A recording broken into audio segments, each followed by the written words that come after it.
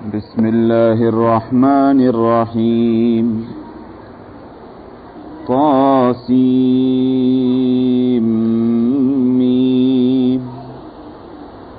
تلك آيات الكتاب المبين. نتلو عليك من نبأ موسى وفرعون بالحق لقوم يؤمنون. إن فرعون علا في الأرض وجعل أهلها شيعا يستضعف طائفة منهم يذبح أبناءهم ويستحيي نساءهم إنه كان من المفسدين. ونريد أن نمن على الذين استضعفوا في الأرض ونجعلهم أئمة ونجعلهم الوارثين.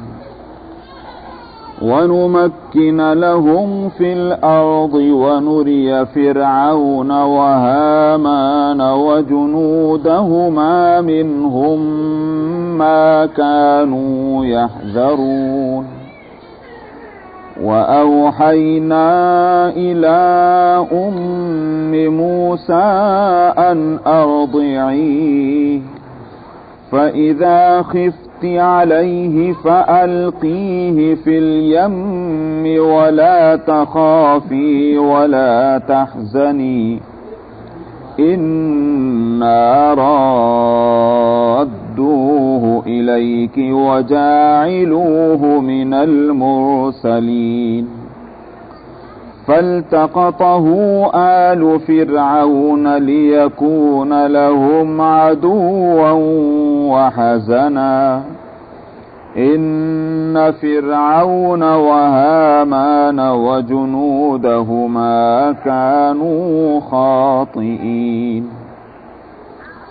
وقالت امرأة فرعون قرة عين لي ولك لا تقتلوه عسى أن ينفعنا أو نتخذه ولدا وهم لا يشعرون.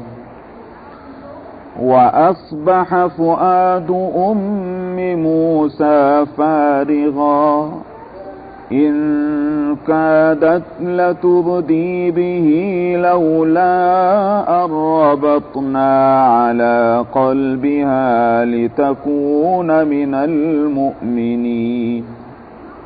وقالت لأخته قصيه فبصرت به عن جنب وهم لا يشعرون. وحرمنا عليه المراضع من قبل فقالت هل أدلكم على أهل بيت يكفلونه لكم وهم له ناصحون. فرددناه إلى أمه كي تقر عينها ولا تحزن ولتعلم أن وعد الله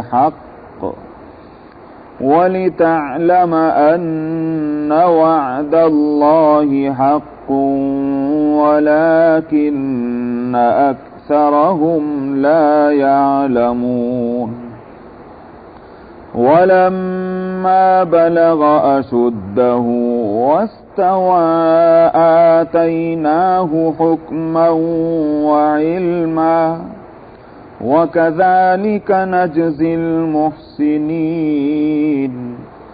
ودخل المدينة على حين غفلة من أهلها فوجد فيها رجلين يقتتلان هذا من شيعته فوجد فيها رجلين يقتتلان هذا من شيعته وهذا من عدوه فاستغاثه الذي من شيعته على الذي من عدوه فوكزه موسى فقضى عليه قال هذا من عمل الشيطان إنه عدو مضل مبين قال رب إني ظلمت نفسي فاغفر لي فغفر له إنه هو الغفور الرحيم قال رب بما أنعمت علي فلن أكون ظهيرا للمجرمين صدق الله العظيم. اس سے پہلے سورہ گزر چکی ہے جس کا نام تھا سورہ نمل، اور اس سے پہلے کی سورت کا نام شعراء تھا. ان تین صورتوں میں سے جو دو صورتیں آپ کے سامنے گزر چکی ہیں، غور کرنے سے یہ معلوم ہوتا ہے کہ تینوں صورتوں کے مضمون کا اصل حصہ یکساں ہے، بلکہ ایک ہی ہے، ایک ہی عنوان ہے کہ جس سے متعلق ان تینوں صورتوں میں تقریر آئی ہے، اور اسی سے یہ بات بھی صحیح معلوم ہوتی ہے کہ یہ تینوں صورتوں کے نزول کا زمانہ بھی ایک ہی ہے، اور وہ زمانہ مکہ مکرمہ میں جو قیام ہے نبی کریم صلی اللہ علیہ وسلم کا، اس کا درمیانی زمانہ ہے کہ جس میں یہ صورتیں نازل ہوئی ہیں. حضرت عبداللہ ابن عباس رضی اللہ عنہما کا قول علامہ محمود آلوسی نے تفسیر روح المعانی میں یہ نقل کیا ہے کہ پہلے سورہ طٰہٰ نازل ہوئی، پھر سورہ واقعہ، اس کے بعد سورہ شعراء.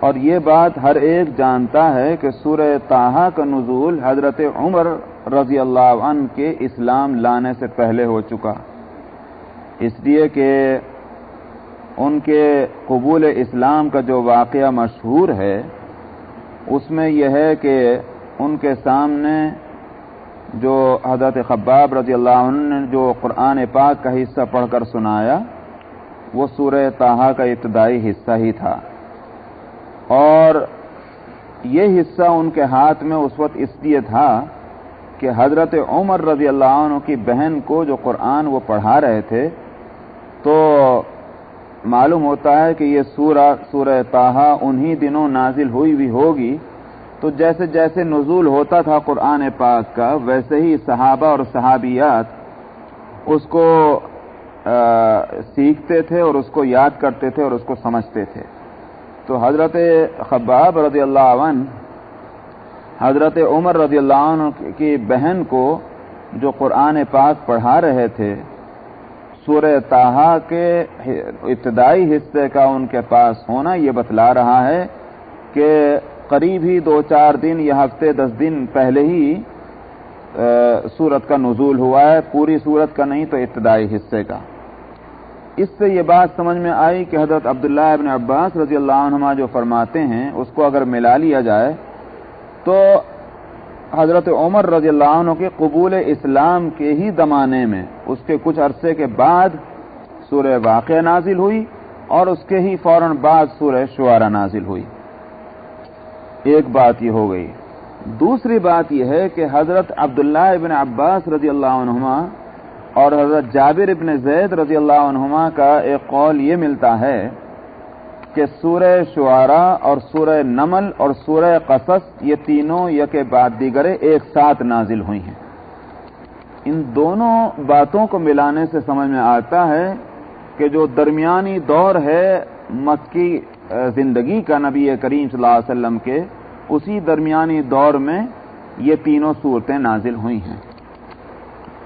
تو میں نے کہا کہ تینوں صورتوں کا مضمون ملتا جلتا ہے اور تقریباً ایک ہی مضمون ہے۔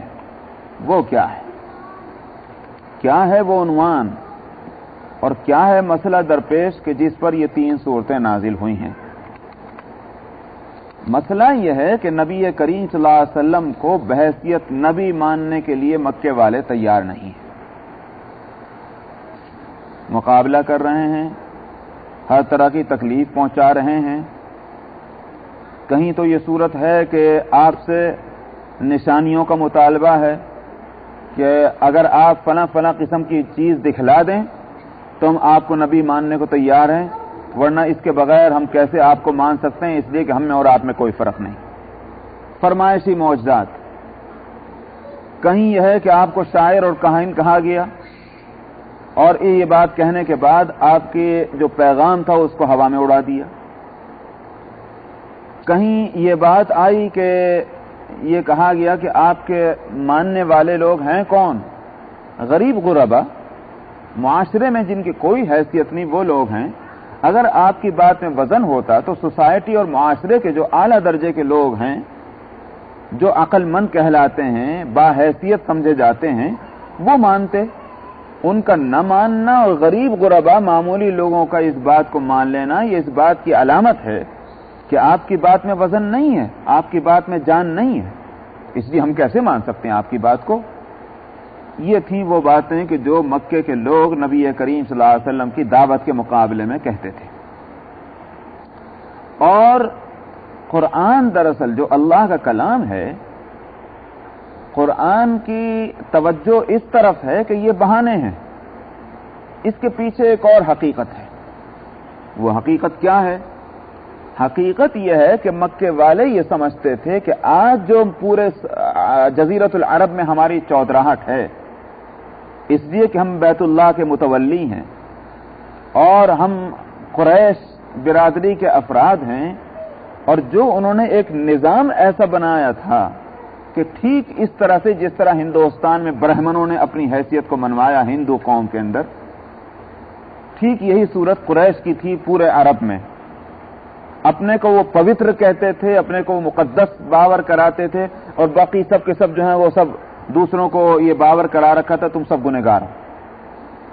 اسی وجہ سے یہ تھا کہ قریش کے علاوہ بقیہ لوگ مکہ مکرمہ میں آئیں تو طواف جو کریں گے وہ حج کا، وہ کپڑوں کے ساتھ نہیں کر سکتے، ننگے ہو کر کریں۔ کیوں؟ اس لیے کہ تم گنہگار ہو، تم گنہگار تو تمہارے کپڑے بھی گنہگار، ان گنہگار کپڑوں کے ساتھ تم کیسے طواف کر سکتے ہو؟ رہ گیا قریش، وہ تو مقدس ہیں، وہ پوتر ہیں، ان کی کوئی چیز گناہ نہیں، لہذا وہ کپڑوں کے ساتھ جس طرح سے اور جگہ چلتے پھرتے ہیں اسی طرح بیت اللہ میں بھی آ سکتے ہیں اور طواف بھی کر سکتے ہیں۔ یہ وہ فرق تھا تاکہ واضح ہو جائے کہ ہمارا درجہ کیا ہے اور تمہارا درجہ کیا ہے۔ اسی طرح سے حج کے زمانے میں عرفات، یہ آپ سب لوگ جانتے ہیں کہ عرفات جو ہے وہ حدود حرم سے باہر ہے۔ جو لوگ حج کو جا چکے ہیں ان کو وہ نقشہ یاد ہوگا کہ مسجد نمرہ کہاں بنی ہوئی ہے۔ مسجد نمرہ جو عرفات میں بنی ہوئی ہے، اس کی قبلے کی دیوار کے فوراً بعد سے حرم شروع ہو جاتے ہیں، اور گویا مسجد نمرہ اور اس کے جو گویا پیچھے کا حصہ ہے وہ حدود حرم سے باہر ہے کہ جہاں عرفات کے اندر حجاج ٹھہرتے ہیں۔ اور یہ بھی آپ جانتے ہیں کہ حج کا اہم ترین رکن جو ہے وہ عرفات کا قیام ہے۔ ساری اور چیزیں جو ہیں وہ فرائض ہوں گی، واجبات ہوں گی، لیکن رکن حج کا کیا ہے جس پر کوئی مدار ہے حج کا؟ وہ ہے عرفات کا قیام۔ لیکن مکے کے لوگ ایسے پاگل تھے کہ اپنے گویا اس برتری کو ثابت کرنے کے واسطے یہ کہا کرتے تھے کہ ہم عرفات میں نہیں جائیں گے کیونکہ ہم قریش کے لوگ ہیں، ہم حرم سے باہر نہیں جا سکتے، بقیہ لوگ حج کرنے والے جو ہیں باہر جائیں، عرفات میں جائیں، اور مکے کے قریشی جو ہیں مزدلفہ میں ٹھہرے رہتے تھے جو حدود حرم کے اندر ہے۔ یعنی اس طرف نظر نہیں تھی کہ ہمارا حج خراب ہو رہا ہے، نظر اس پر تھی کہ ہماری جو ہے وہ گویا فرق درجے کا وہ واضح ہونا چاہیے ہر معاملے کے اندر۔ تو اس لیے میں نے کہا کہ ٹھیک وہ پوزیشن تھی جو ہندوستان کے اندر برہمنوں نے قائم کر رکھی تھی کہ برہمن کون ہیں؟ برہمن بھگوان کے سر سے پیدا ہوئے اور بقیہ قومیں بھگوان کے پیٹ سے پیدا ہوئی، اور شودر جو ہیں بھگوان کے پیر سے پیدا ہوئے۔ لہذا بھگوان چونکہ وہ جو برہمن چونکہ مقدس ہیں، لہذا وید پڑھنا اور پڑھانا اور سمجھنا جو بھی کچھ ہے اور اس کے مطابق فیصلہ کرنا یہ برہمنوں کا کام ہے۔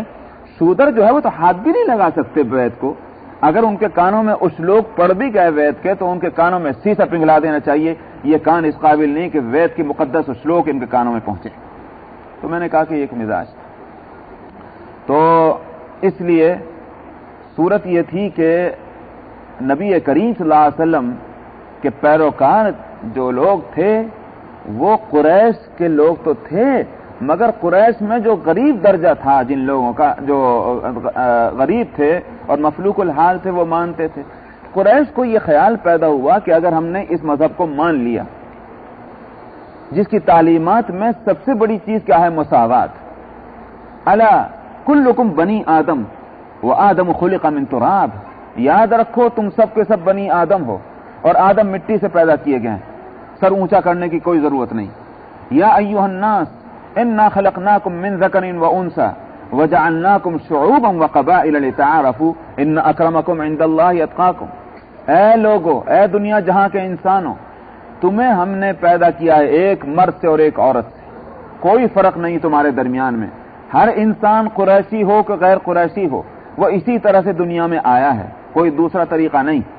باقی جہاں تک تمہارے اندر برادریاں اور قبیلوں کا تعلق ہے، یہ اونچ نیچ کے واسطے نہیں، یہ صرف تعارف کے واسطے، انٹروڈکشن کے واسطے، پہچان کے واسطے۔ عزت اور ذلت کا مدار کیا ہے؟ وہ ہے تقوی۔ ان اکرمکم عند اللہ اتقاکم، ذات اور برادری کی بنیاد پر عزت اور ذلت نہیں ہو سکتی۔ قریشی جو ہے وہ اس واسطے عزت والا نہیں ہو سکتا کہ وہ قریشی ہے، اور غیر قریشی اس واسطے ذلیل نہیں ہو سکتے کہ وہ غیر قریشی ہیں۔ جو تقوی والا ہے اگرچہ غیر قریشی ہو وہ اللہ کے نزدیک عزت والا ہوگا، اور جو اس کا تقوی نہیں ہے وہ اگرچہ قریشی کیوں نہ ہو اللہ کے نزدیک وہ عزت والا نہیں۔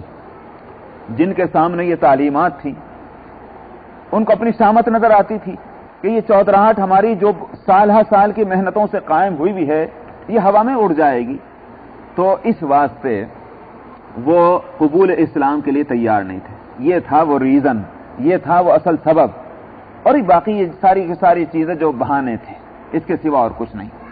قرآن پاک کی ان 3 صورتوں میں دراصل اس کا جواب دیا گیا ہے، اور جواب کیا دیا گیا؟ سورہ شعراء کے اندر تو 7 گزشتہ قوموں کا حشر بتلایا گیا کہ دیکھو 7 مختلف قومیں گزریں، ان کا کیا انجام ہوا۔ تم آج محمد رسول اللہ صلی اللہ علیہ وسلم سے جن نشانیوں کا مطالبہ کر رہے ہو تو ہم تمہیں بتلاتے ہیں۔ قدرت کی نشانیاں 2 طرح کی ہیں، ایک نشانی وہ ہے کہ جو کائنات میں پھیلی ہوئی ہے، ایک قسم تو وہ ہے چاند کا نکلنا، سورج کا ڈوبنا، دل کا آنا، رات کا جانا، سردی اور گرمی کا ہونا، انسانوں کا پیدا ہونا، یہ سارے جو تو کچھ دنیا میں تم دیکھ رہے ہو یہ قدرت کی نشانیاں۔ ایک تو قسم یہ ہے نشانیوں کی۔ دوسری قسم نشانیوں کی وہ ہے کہ جو قوم عاد نے دیکھی، جو قوم سمود نے دیکھی، جو قوم لوط نے دیکھی، جو فلانے قوموں نے دیکھی۔ تم کون سی قسم کی نشانیاں دیکھنا چاہتے ہو؟ اگر یہ نشانیاں دیکھنا چاہتے ہو تو یہ تو موجود ہیں۔ خدا کی قدرت کو سمجھنے کے لیے ان نشانیوں کو ہم نے پہلے ہی سے دنیا میں بکھیر رکھا ہے، دیکھو اور سمجھو۔ اور اگر تم وہ نشانیاں دیکھنا چاہتے ہو تو اس کا مطلب یہ ہے کہ تم اپنی شامت بلانا چاہتے ہو، تم اپنے کو برباد کرنا چاہتے ہو، اس لیے کہ ان قوموں نے اسی طرح کی نشانیاں دیکھنے کی فرمائش کی، وہ نشانیاں دیکھی اور نہ ماننا تھا نہ مانا، تو عذاب میں گرفتار ہوئے۔ تو کیا تم اپنے لیے یہی انجام چاہتے ہو؟ یہ تھا وہ مضمون جو سورہ شعراء میں بیان کیا گیا، اور آخر میں بتلایا کہ خدا کی قدرت اور خدا کی نشانی کو اور معجزے کو اگر دیکھنا چاہتے ہو تو قرآن سامنے موجود ہے۔ قرآن کی ایک ایک آیت پکار کر کہہ رہی ہے کہ یہ اللہ کا کلام ہے، اور اللہ کا کلام ہے تو یہ لانے والا جو ہے یہ پیغمبر ہے خدا کا۔ اس پر مضمون ختم ہوا تھا سورہ شعراء کا، اور شاعر جو کہا گیا اور کاہن جو کہا گیا اس کی تردید کی گئی تھی، آپ کو یاد ہوگا یہ مضمون۔ سورہ نمل شروع ہوئی۔ سورہ نمل میں خلاصہ کیا اس صورت کا؟ خلاصہ یہ ہے کہ تم عزت اور ذلت کو نہیں چھوڑنا چاہتے. ہم کب کہتے ہیں کہ تم عزت اور ذلت چھوڑ دو؟ عزت اور ذلت کے لیے بیس ہرگز یہ نہیں ہے کہ تم اسلام کو قبول نہ کرو. وہ ہمارے اختیار کی چیز ہے، جس کو چاہے ہم عزت دیں، جس کو چاہے ذلت نہ دیں، ذلت دے دیں. اسلام قبول کرنے کے ہرگز یہ معنی نہیں کہ انسان عزت سے بے عزت ہو جائے. دیکھو دو واقعے تمہارے سامنے ہیں. ایک سلیمان علیہ السلام کا واقعہ. کیا ان کو اللہ سبحانہ و تعالیٰ نے عزت کے تمام ساز و سامان مہیا کر دیے تھے. کوئی تصور اس کے بعد کسی طرح کی عزت کا کیا نہیں جا سکتا. سمجھ میں آیا؟ نہ صرف انسانوں کے بادشاہ بلکہ انسانوں کے علاوہ تمام جانداروں کے بادشاہ، تمام جانداروں کے نہیں بلکہ بے جان چیزوں کے بادشاہ قرار پائے. ہواؤں پر ان کی حکومت، سمجھ میں آیا، اور گویا جنات پر ان کی حکومت، جانوروں پر ان کی حکومت، انسانوں پر ان کی حکومت یہ بتلائی. کیا ہوا؟ فرمانبردار تھا خدا کا، ہر وقت اللہ کی طرف لو لگائے ہوئے تھا. تو کیا وہ ان نعمتوں سے محروم ہو گیا؟ ہرگز نہیں. دوسرا واقعہ ملکہ سبا کا. ملکہ سبا عرب کے اندر جس کی بادشاہت مشہور تھی، جس کی طاقت اور قوت کا سکہ چلتا تھا، اور شروع سے وہ مسلمان نہیں تھی، مشرک قوم کی ایک فرد تھی، مشرکانہ ماحول میں اس نے پرورش پائی تھی. وہ بھی اپنی بادشاہ اور اپنی قوت کو برقرار رکھنا چاہتی تھی. لیکن بات کیا تھی؟ بات کے سمجھنے کے لیے میں ایک اور تھوڑی سی ایک بات بتلا دینا چاہتا ہوں تاکہ ہم بھی اپنے آپ کو سمجھ لیں. یاد رکھیے، برائیوں میں انسان جو گرفتار ہوتا ہے اس کے دو سبب ہوا کرتے ہیں. ایک سبب تو ہوتا ہے ماحول کی ناموافقت. ماحول اگر گندا ہے تو انسان کے اندر اگرچہ بہترین صلاحیت ہو تو بھی وہ اس کی زندگی گندی ہوگی، جس کی اطلاع دی گئی حدیث میں، کل مولود یولد علی الفطرہ ثم ابواہ یہودانہ ویمجسانہ وینصرانہ. ہر بچہ جو ہے وہ فطرت پر پیدا ہوتا ہے، لیکن اس کے بعد اس کے والدین کا مطلب گھر کا ماحول، تو ماحول اس کو یہودی اور نصرانی اور مجوسی بنا دیتا ہے.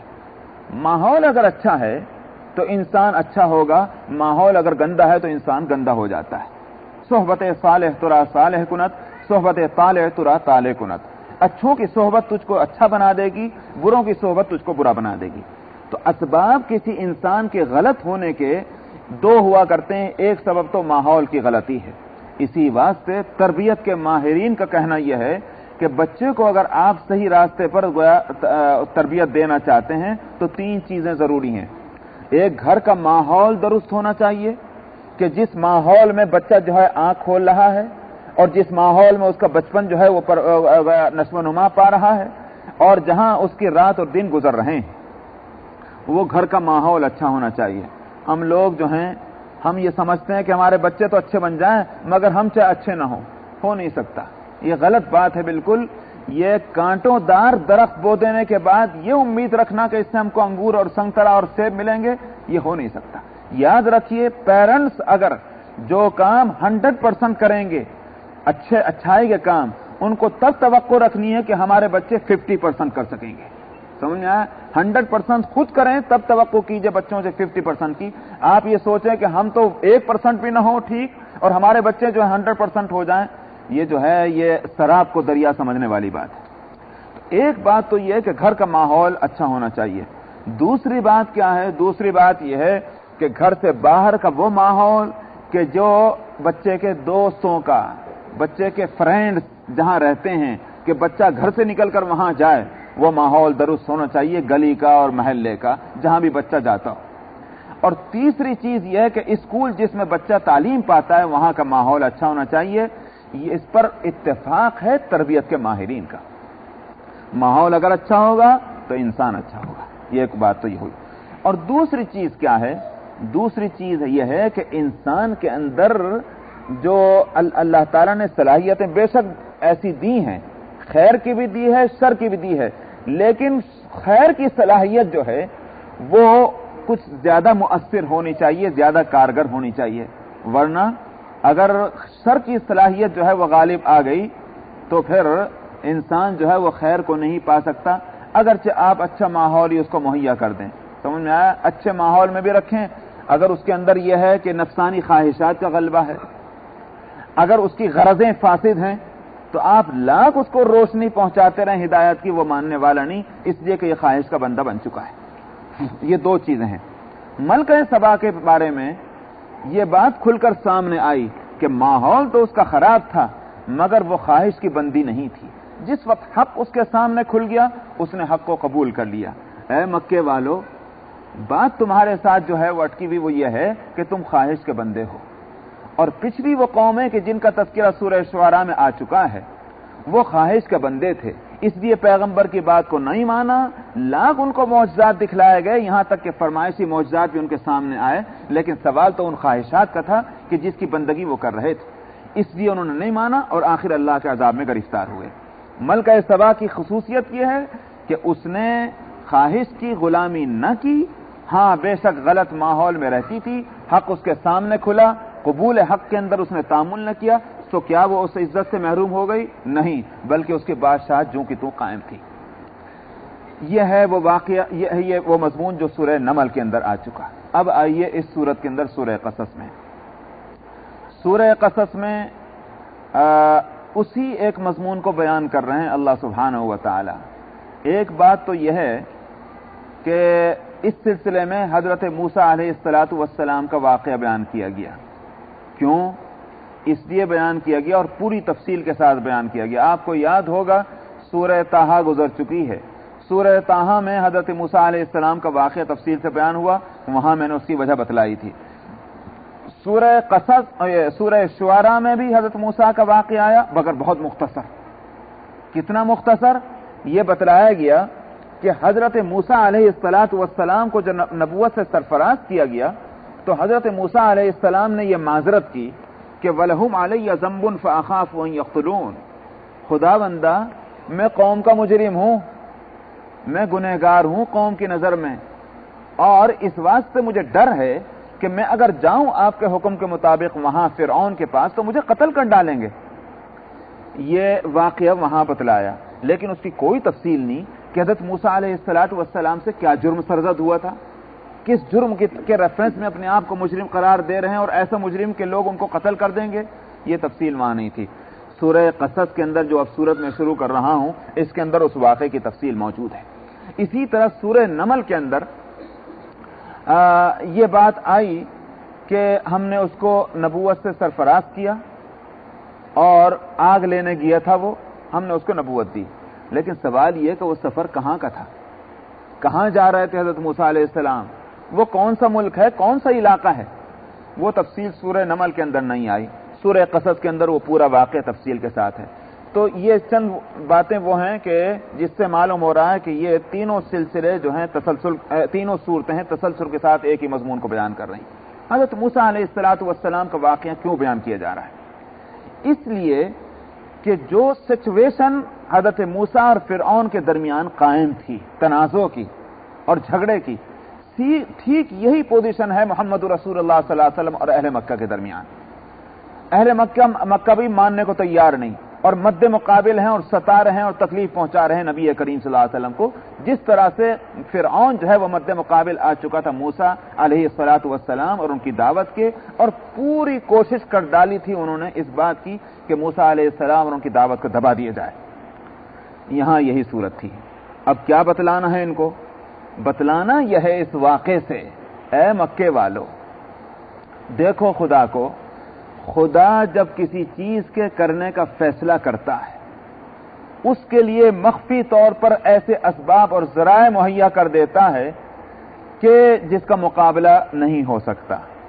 دیکھو موسیٰ علیہ السلام کا واقعہ کیا ہوا، کس کے گھر میں ان کی پیدائش ہوئی، کس گھر میں ان کی پرورش کرائی گئی، کس کے ہاتھوں پرورش ہوئی، اور تماشا تم نے دیکھا، پرورش ہو رہی فرعون کے گھر میں جو آگے چل کر دشمن ہوگا، وہ فرعون کہ جو پہلے سے اس بات سے باخبر ہو چکا ہے کہ ایک بچہ پیدا ہونے والا ہے جو اس کے تخت کو الٹے گا، اور اس تخت کی حفاظت کے لیے وہ سمجھ چکا ہے کہ صاحب چونکہ یہ بچہ پیدا ہونے والا ہے بنی اسرائیل کے اندر، تو بنی اسرائیل کے مرد بچوں کو ذبح کروا رہا ہے، عورتوں کو زندہ چھوڑ رہا ہے، سارے انتظامات اس کے ہو رہے ہیں کہ وہ بچہ رہنے نہ پائے کہ جو بچہ میرے تخت کو الٹے گا. لیکن کرشمہ دیکھو، وہ بچہ پیدا ہو چکا اور اس بچے کی پرورش فرعون کے گھر میں کرائی جا رہی، اسی کے ہاتھوں کرائی گئی. اور مزید تماشا یہ کہ ہم نے اس بچے کو ماں کی شفقتوں سے بھی محروم نہیں ہونے دیا. ماں کی گود کو بھی اس بچے سے خالی نہیں کیا گیا، ماں کی گود میں بھی لے جا کے ڈلوا دیا. اور تو اور ہم نے تو اس بچے کی پرورش کا خرچہ بھی فرعون سے دلوایا. یہ آتا ہے تفسیر کی کتابوں میں کہ روزانہ بچے کا خرچ فرعون کے دربار سے جاتا تھا. حضرت موسیٰ علیہ السلام، فرعون کا خرچ کہاں میں نے کیا لفظ بولا، فرعون کے دربار سے حضرت موسیٰ علیہ السلام کی پرورش کا خرچہ جاتا تھا 1 دینار یا 2 دینار.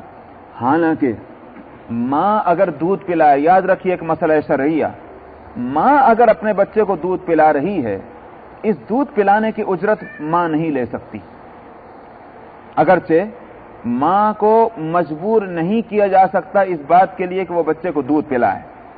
ہاں ماں کا حق ہے، شرعی حق ہے کہ وہ دودھ پلائے، پلانا چاہیے اس کو، لیکن مجبور نہیں کیا جا سکتا. اگر پلائے تو وہ اجرت نہیں مانگ سکتی. ہاں دوسری عورت بطور انا کے اگر ہائر کیے جائے دودھ پلانے والی ہونے کی حیثیت سے، اس کو بے شک اجرت دی جائے گی. نبی کریم صلی اللہ علیہ وسلم نے دائی حلیمہ کا دودھ پیا اور اجرت مقرر ہوئی اور اجرت دی گئی. تو اگر ماں اپنے بچے کو دودھ پلا رہی ہے اس کو اجرت نہیں دی جا سکتی، لیکن یہاں اجرت دلائی گئی اور اجرت لی گئی اس واسطے کہ یہاں مسئلہ ہے ایک مومن اور ایک کافر کا. اور کہاں؟ دارالحرب کے اندر. وہ جو اس وقت فرعون کی حکومت جو ہے، اس حکومت نے اس ملک کو دارالحرب بنا دیا ہے. اور یہ مسئلہ فقہیہ آج بھی موجود ہے کہ دارالحرب کے اندر، دارالحرب کس کو کہتے ہیں اس میں بعد میں بتلاؤں گا، دارالحرب کے اندر ایک مسلمان غیر مسلم سے بطور رضامندی کے، غصب کر کے نہیں، دھوکہ دے کر نہیں، بلکہ باہمی رضامندی سے ان طریقوں سے بھی مال لے سکتا ہے کہ جن طریقوں سے مال لینا دارالاسلام کے اندر اگرچہ رضامندی سے ہو ناجائز ہے. سمجھ میں آئی نہیں بات یہ؟ اب دارالحرب کی بات میں بتلا دوں کس کو کہتے ہیں دارالحرب. دارالحرب ہر دارالکفر کو نہیں کہتے. دارالکفر تو وہ ہے کہ جہاں اقتدار اعلیٰ جو ہے وہ مسلمان کے ہاتھ میں نہ ہو بلکہ غیر مسلم کے ہاتھ میں ہو، یہ تو ہے دارالکفر. لیکن دارالحرب اس کو کہتے ہیں کہ جہاں اقتدار اعلیٰ غیر مسلم کے ہاتھ میں بھی ہو اور وہاں اسلام کو پناہ نہ دی جاتی ہو. پناہ نہ دی جانے کے معنی کیا ہے؟ پناہ نہ دیے جانے کے معنی یہ ہے کہ مسلمانوں کو اس بات کا اختیار نہ ہو کہ وہ بحیثیت مسلمان کے اس ملک کے باشندے رہیں اور اسلامی احکام کو آزادی کے ساتھ وہاں بجا لا سکیں. وہ ہے دارالحرب. یہی وجہ ہے کہ قبل ہجرت مکہ مکرمہ نہ صرف یہ کہ دارالکفر تھا بلکہ دارالحرب تھا. اور نجاشی کے قبول اسلام سے پہلے حبشہ دارالکفر تو تھا مگر دارالحرب نہیں تھا. اسی وسلم نے مکے میں رہنے والے مظلوم مسلمانوں کو اس بات کی اجازت دی کہ تم یہاں سے ہجرت کر جاؤ، مگر ہجرت کر کے کہاں جاؤ؟ اس وقت دارالاسلام تو کوئی نہیں تھا، دارالکفر تھا. تو آپ نے حبشہ کی طرف ہجرت کی اجازت دی. اور یاد رکھیے آپ، اگر کوئی شخص یہ کہے کہ چونکہ دارالاسلام اس وقت نہیں تھا اس لیے دارالکفر کی طرف ہجرت کرا دی، مگر یہاں ایک نقطہ یاد رکھیے گا، نبی کریم صلی اللہ علیہ وسلم ہجرت کر کے مدینہ طیبہ میں تشریف لا چکے ہیں اور وہاں اقتدار آپ کے ہاتھ میں آ چکا ہے. آپ نے کوئی فتویٰ صادر نہیں فرمایا کہ جو لوگ ہجرت کر کے حبشے جا چکے ہیں اب ان کے لیے جائز نہیں وہاں ٹھہرنا اور آ جاؤ مدینہ طیبہ، ایسا کوئی فتویٰ صادر نہیں ہوا. تو معلوم ہوا کہ دارالحرب سے ہجرت تو بے شک ہوگی مگر دارالکفر جو دارالحرب نہیں ہے وہاں مسلمانوں کو اجازت ہے کہ وہ اپنے مسلمان ہونے کی گویا اس تشہیر کے ساتھ، اس شہرت کے ساتھ وہ رہ سکتے ہیں، اپنے اسلامی احکام کو بجا لا سکتے ہیں. اس دارالکفر سے ہجرت ضروری نہیں. جب ہجرت ضروری نہیں ہے تو ایسے دارالکفر کے اندر مسلمان کو اس بات کی اجازت نہیں دی جا سکتی کہ وہ عقود فاسدہ، عقود فاسدہ کے معنی یعنی وہ معاملات غیر مسلم سے کہ جو معاملات کے ایک دارالاسلام کے اندر جائز نہیں وہ معاملات اس دارالکفر کے اندر کرنے جائز ہوں، اس کا کوئی سوال پیدا نہیں ہوتا. اب دارالحرب کے اندر کیوں اجازت دی گئی؟ دارالحرب کے اندر اس لیے اجازت دی گئی کہ وہاں مسلمان مستر کی صورت میں ہے. مستر کس کو کہتے ہیں؟ یعنی اپنے معاملات اپنے اختیار میں ہے ہی نہیں، اپنے اختیار میں نہیں. مستر جو ہے اس کے لیے شرعی احکام ہی دوسرے ہیں. آپ دیکھ لیجئے کہ جن آیات میں گویا ان غذاؤں کا تذکرہ ہے کہ جو حرام ہیں، حرمت علیکم المیتۃ والدم ولحم الخنزیر وما اہل لغیر اللہ بہ، وہیں فرمایا گیا کہ جہاں خنزیر کا گوشت حرام ہے اور بہتا ہوا خون حرام ہے اور مردار حرام ہے، یہ ساری چیزیں، وہاں فرمایا کہ فمن اضطر غیر باغ ولا عاد فلا اثم علیہ، جو مستر ہو گیا اور مجبور ہے کہ کھائے تو یہ کھائے ورنہ مر جائے، ایسے کو کہتے ہیں مستر. اس کے لیے اور پھر وہ کھانا چاہتا ہے اللہ کے حکم کو توڑنے کے لیے نہیں، نہ مزہ لینے کے لیے بلکہ جان بچانے کے لیے، فرمایا کہ اس پر کوئی گناہ نہیں. مستر کے احکام دوسرے ہیں کہ الاشباح والنظائر کے اندر جو اصول فقہ کی مشہور کتاب ہے کہ جس میں اصول بتلائے گئے ہیں فقہ کے اور اصول سے بہت سے مسائل نکلتے ہیں، وہاں بتلایا گیا ایک اصول نکلا کہ وَيَجُوزُ لِلْمُحْتَاجِ الْاِسْتِقْرَاضُ بِالرِّبْحِ، یعنی جائز ہے ایک ایسے انسان کے لیے کہ جس کو قرض کسی اور طرح نہ ملتا ہو اور وہ بھوکے مر رہا ہے، جان نکلی جا رہی ہے، اس کے لیے جائز ہے کہ اپنی جان کو بچانے کے لیے سود پر پیسہ لے کر کے اپنی غذا مہیا کر لیں. یہ ہے وہ مستر کے احکام. تو دارالحرب کے اندر چونکہ وہ مسلمان جو رہ رہا ہے جہاں اس کے معاملات اپنے اختیار میں نہیں، وہاں اس کو اجازت دی گئی ہے. آپ کو معلوم ہے کہ مکہ مکرمہ کے اندر کتنا عرصہ وہ گزرا ہے کہ مسلمان علی الاعلان نماز نہیں پڑھ سکتے تھے. دار ارقم کے اندر چھپ چھپ کر نمازیں پڑھی جا رہی تھی. حضرت عمر رضی اللہ عنہ کے اسلام لانے کے بعد یہ صورتحال ہوئی کہ مگویا علی الاعلان نماز پڑھی جانے لگی، اور صرف نماز کی حد تک یہ بات پیش آئی، ورنہ اور معاملات جو تھے شریعت کے وہ جوں کے توں پڑے ہوئے تھے.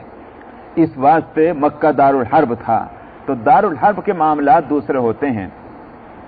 تو ٹائم ہو گیا اور میرے خیال سے اس مضمون کو یہیں رکھ دیجئے. بات چل رہی تھی اس سورہ قصص کے مضامین کی. انشاءاللہ آئندہ ہفتے اس مضمون کو مکمل کروں گا، تب اس سورت کو شروع کروں گا. وآخر دعوانا الحمدللہ. سورۃ القصص. اعوذ باللہ من الشیطان الرجیم. بسم اللہ الرحمن الرحیم. طاسیم.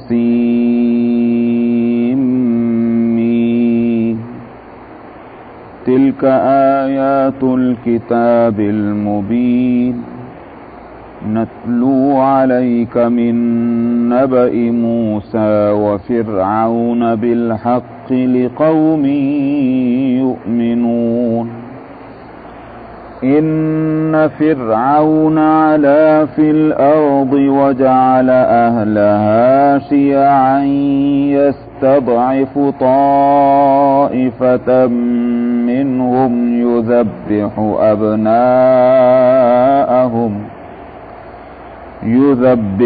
أبناءهم ويستحيي نساءهم إنه كان من المفسدين.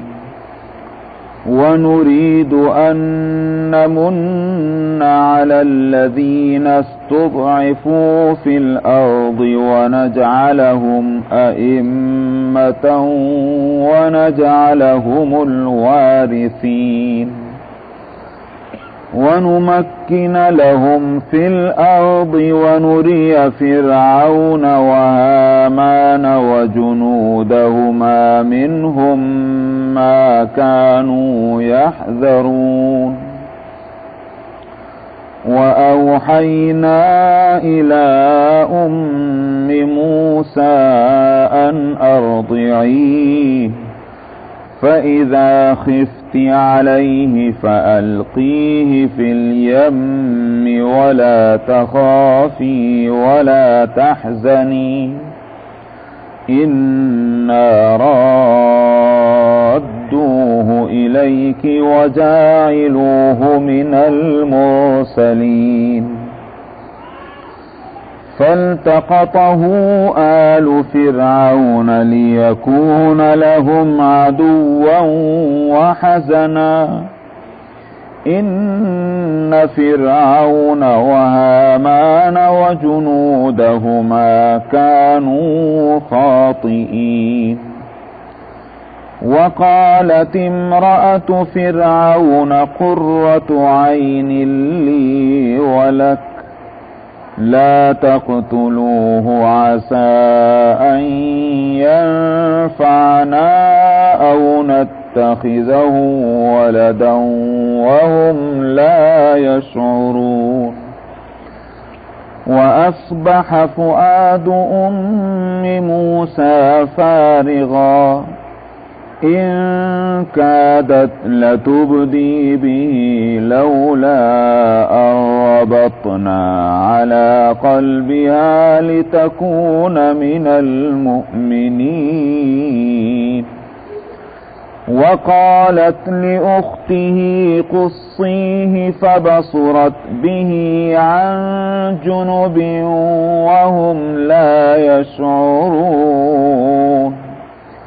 وحرمنا عليه المراضع من قبل فقالت هل أدلكم على أهل بيت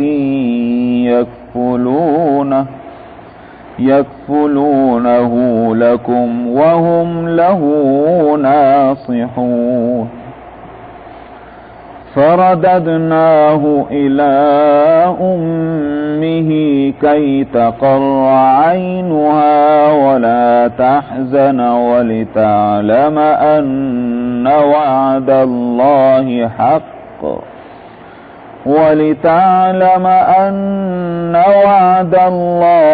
حق ولكن أكثرهم لا يعلمون. ولما بلغ أشده واستوى آتيناه حكما وعلما وكذلك نجزي المحسنين. ودخل المدينة على حين غفلة من أهلها فوجد فيها رجلين يقتتلان هذا من